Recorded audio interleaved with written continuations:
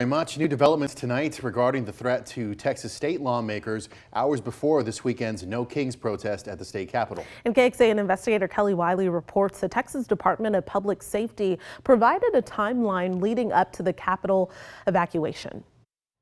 The Texas Department of Public Safety says a concerned citizen contacted local authorities to report a man was on his way to the protest, planning to harm state lawmakers.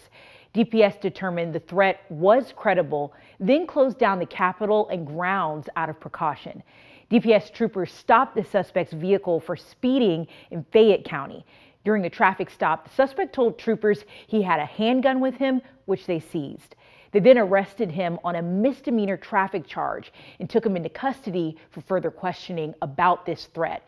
And while DPS has not released his name, multiple law enforcement sources confirmed to KXAN the man is 45-year-old Robert Leroy Bowers of Katy. Today, our media partner KPRC captured video of Department of Public Safety investigators searching Bowers' home. DPS says there's no longer an active threat, and the investigation is ongoing. They have joint task forces. Today at a press conference, Governor Greg Abbott provided more detail. So DPS is on heightened alert. They work not just within the confines of DPS. They have joint task forces arrayed around the state of Texas that all do communications where they're gathering information both through social media sources as well as other sources to make sure they will have the most robust source of information and be able to address this in advance. I've seen them do it hundreds of times, so that they're very effective at it. And they will work to ensure that not just members of the legislature, but candidly anybody in the public is going to be free from some type of deranged attack like that. After Bowers' arrest, DPS lifted the evacuation and closure of the Capitol grounds in time for the protest and rally, where State Senator Sarah Eckhart was the closing speaker.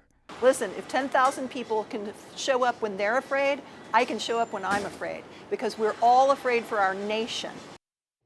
Again, DPS has not said Robert Leroy Bowers is the suspect connected to the Capitol threat, but multiple law enforcement sources tell KXAN it is the same person.